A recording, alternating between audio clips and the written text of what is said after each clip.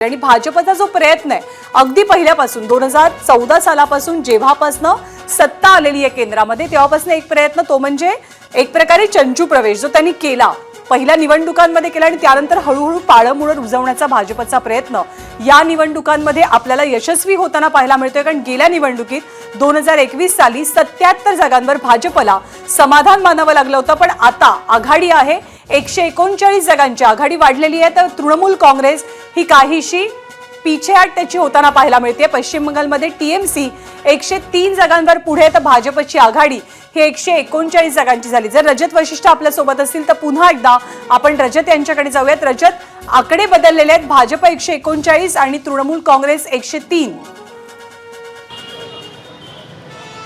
निश्चितच अजूनही जवळपास 35 ते 40 जागांचे कल येणं बाकी आहे। मात्र हळूहळू भाजप जे आहे ते 147चा जो मॅजिक फिगर आहे त्याच्या जवळ जाताना दिसत आहे आणि तृणमूल काँग्रेस पुन्हा एकदा काहीशी पिछेहाट तृणमूल काँग्रेसची होताना दिसत आहे। भाजप आणि तृणमूल काँग्रेस यांच्यामधील अंतर जो आहे तो वाढत आहे, त्यामुळे निश्चितच आता एक निश्चित दिशा जी आहे ती बंगालच्या या संपूर्ण निकालाला यायला लागलेली आहे। थोड्या वेळापूर्वी शुभेंदू अधिकारी मीडियाशी बोललेले होते आणि त्याच्यामध्ये त्यांनी दावा केला की हिंदू मतांचा पूर्णपणे कन्सॉलिडेशन भाजपच्या मागे होत आहे असा त्यांचा दावा होता।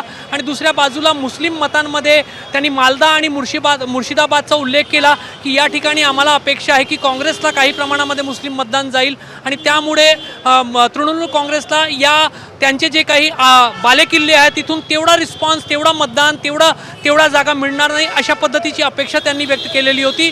त्यामुळे आता हळूहळू जेव्हा कल स्पष्ट होत आहे, भाजप जवळपास 139 पर्यंत पोहोचलेला आहे आणि आणखी 8 जागांची गरज कलांमध्ये बहुमतासाठी भाजपला आहे। निश्चितच पुढील काही मिनिटांमध्ये भाजप कलमध्ये ट्रेंडमध्ये बहुमताच्या पार जाताना आपल्याला पाहायला मिळू शकतं आणि एक ऐतिहासिक टप्पा असेल भाजपच्या आजवरच्या राजकीय कारकिर्दीचा विचार केला तर।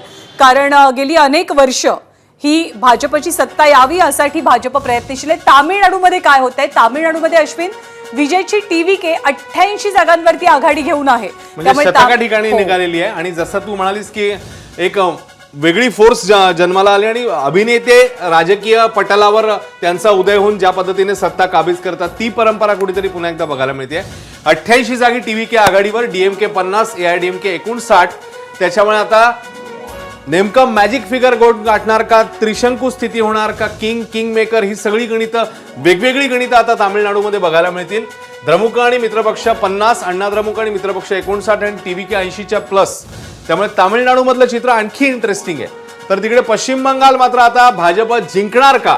कारण आता 8 जागांचा फक्त फरक राहिलेला आहे आणि 8 जागा जर जिंकल्या भाजपने किंवा कल पुढे गेला तर तिकडे आता सत्ता पालट होणार हे जवळपास निश्चित 2 ठिकाणी।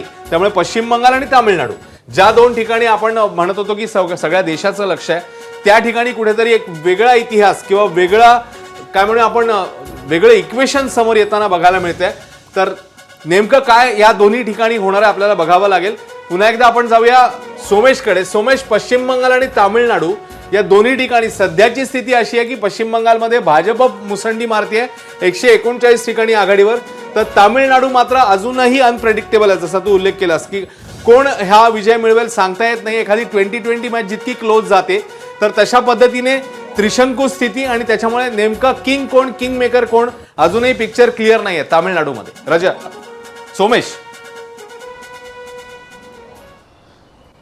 निश्चितच अश्विन, कारण तमिळनाडूच्या राजकारणात नवे प्रयोग झालेत। आपण जे म्हणतोय की विजयने नेमकी कोणाची मतं फोडली आहेत, कारण विजयच्या पाठीमागे मोठ्या प्रमाणावर जनसमुदाय होता, मतदारही होते आणि विजयनी मतं कुणाची पळवली, ती द्रविड अस्मितेची पळवली की त्यांनी नवा मतदार वर्ग तयार केला, की तमिळनाडूतलं जे राजकारण होतं सर्वसाधारणपणे एक ब्राह्मणेतर विचारधारेसह सुरू झालेलं राजकारण, अण्णादुराईंची समाज सुधारणेची विचारधारा, त्यानंतर द्रविड अस्मिता, तमिळ भाषिक अस्मिता, त्यानंतर तमिळ लोक त्यांची प्रांतिक अस्मिता आणि दिल्लीच्या अप्रत्यक्ष आक्रमणाविरोधामध्ये एक तिथे जे वातावरण केलं गेलं होतं आजपर्यंत ते तसंच राजकारण राहिलेलं आहे की विजयनी पूर्ण तिथली सगळी राजकीय समीकरणं बदलली आहेत हे पाहावं लागेल। कारण पश्चिम बंगालमध्ये सुद्धा पहिल्यांदा असा प्रयोग झाला की जेव्हा भाजपने पश्चिम बंगाल विरुद्ध इतर राज्य म्हणजे बाहेरून कोणीतरी भाजपच्या फौजा आलेल्या आहेत आणि आता पश्चिम बंगाल सोमेश थोडंसं थांबवतेय. तामिळनाडूमध्ये सर्वाधिक 85 जागांवरती विजय यांच्या TVK पक्षानं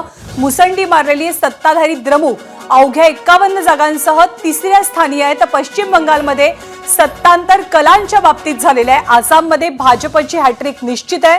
भाजप 73 जागी आघाडीवरती आहे.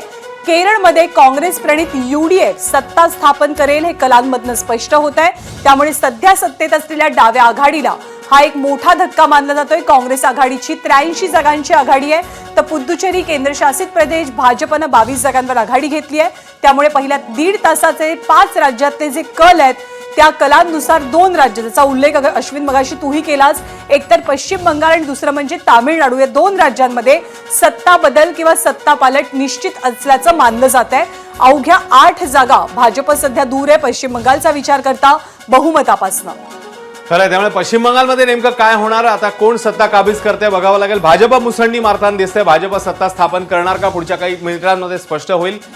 तर तामिळनाडूमध्ये मात्र 3 फोर्स समोर आलेले आहेत आणि त्याच्यामध्ये सत्तेतली जी आघाडी आहे ती 3ऱ्या नंबरवर आहे. तर विजय यांचा पक्ष पहिल्या नंबरवर आहे, 2ऱ्या नंबरवर अण्णा द्रमुक आहे आणि 3ऱ्या नंबरवर द्रमुक आहे. पश्चिम बंगाल सध्याचं चित्र 103 जागी तृणमूल आघाडीवर, 139 जागी भाजप आघाडीवर. त्यामुळे 8 जागा दूर भाजप बहुमतापासून, मॅजिक फिगर पासून. तर तिकडे 85 जागांसह TVK पक्ष तामिळनाडूमध्ये जोरदार आगेकूच करताना बघायला मिळतोय. सत्ताधारी द्रमुक मात्र 3ऱ्या स्थानावर आहे. तर अण्णा द्रमुक आणि मित्रपक्ष 59 जागांसह 2ऱ्या स्थानावर आहे. आसाममध्ये भाजप जिंकणार हे जवळपास निश्चित, हॅट्रिक निश्चित झालेले, कारण मोठा फरक आहे. केरळमध्ये देखील मोठा मार्जिनने आता काँग्रेस आणि मित्रपक्ष पुढे गेलेले. 98 ठिकाणी केरळमध्ये काँग्रेस आणि मित्रपक्ष आघाडीवर आणि माकपा आणि मित्रपक्ष 38 ठिकाणी. तर भाजप आणि मित्रपक्ष 73 ठिकाणी आसाममध्ये आघाडीवर. 126 पैकी 105 जागांचे कल हाती. पुद्दुचेरी चित्र स्पष्ट आहे. भाजप आणि मित्रपक्ष 22, 30 पैकी 29 जागांचे कल समोर आलेत. काँग्रेस 6 आणि इतर 1. केरळमध्ये 98, 38, 4. मात्र 2 जे राज्य आहेत तिकडे मात्र नेमकं काय होतंय याकडे आता सगळ्यांचं लक्ष गेलेलं आहे. आता खास करून तामिळनाडूमध्ये नाना इक्वेशन्स आता मांडायला सुरुवात केली असतील एव्हाना लोकांनी, कारण कोण नेमकं आता चित्र स्पष्ट होत नाहीये. त्यामुळे कोण सत्तेत जाणार, कोण कशा प्रकारे मुसंडी मारणार. आणि आता आणखी एक ब्रेकिंग येते, त्यानुसार पश्चिम बंगाल, केरळ, तामिळनाडूत सत्तांतराचे संकेत होत आहेत. कलांनुसार आसाम, पुद्दुचेरीत मात्र भाजपची सत्ता ही कायम राहते.